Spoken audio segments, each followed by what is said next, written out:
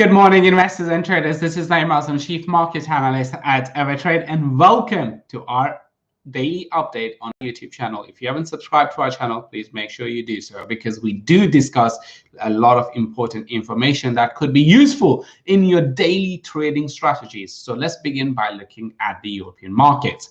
European markets have been swinging between gains and losses. Earlier today, when I started my day, which is in around 5:30 a.m., the markets were very much picking, the futures were very much picking up momentum from Asia and more or less from Wall Street, where the markets closed in negative territory, with the exception of Dow Jones Industrial Average, which did close in positive territory yesterday, but the S&P 500 and the Nasdaq both recorded losses. Now, this is despite the fact that we had a very strong US retail sales number yesterday.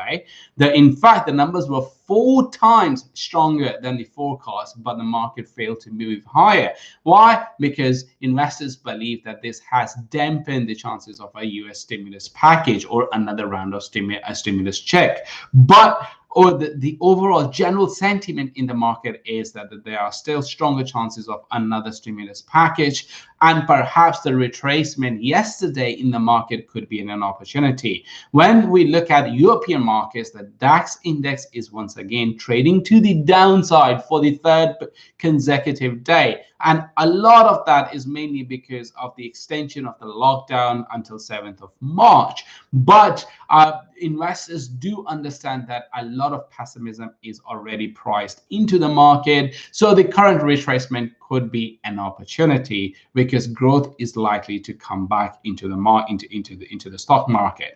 Now, moving on from equity markets into stocks, we have a big names in the banking industries today. Barclays announced its earnings and it has reinstated its dividend, and that is very much in demand. Airbus has also produce its earning, and again the stock is trading quite volatile today, so it'd be well worth having a look at Airbus and then see exactly if it can really continue its upward journey, because the stock is definitely oversold according to the RSI on the daily time frame, and of course on the weekly time frame as well. And it is very much of a coronavirus story, then when the travel will resume, and then how likely are we going to see that momentum in the travel sector. So that is really going to drive stock price with respect to Airbus. And of course, Boeing is very, another competitor within the same industry.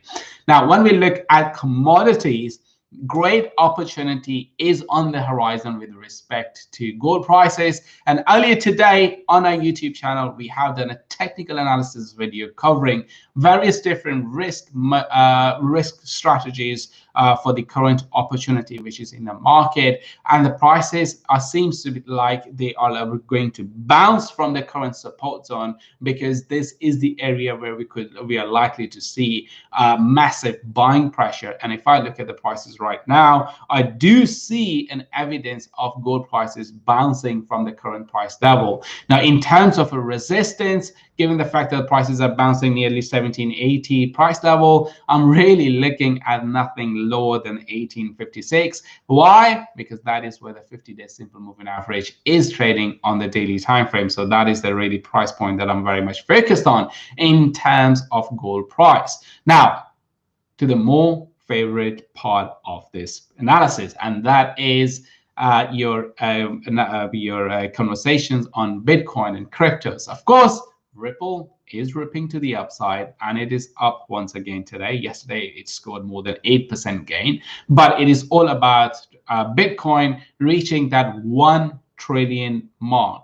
And it is only $3,000 away to reach approximately that 1 trillion market cap. Once that it hits that, it is again going to make major news in the market, and it is going to create more FOMO in the market, where investors will believe that yes, supply is likely to be constrained, and we may not get hold of Bitcoin, so we are likely to see more buying coming from the institutional investors. So that should really support the Bitcoin prices in the longer run.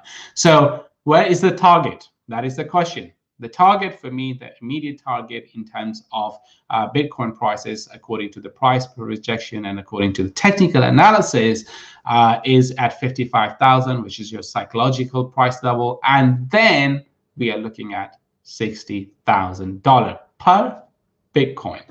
So that's all very much so in terms of a market. And if you like the content, please give us a thumbs up, and we'll see you guys tomorrow, same time.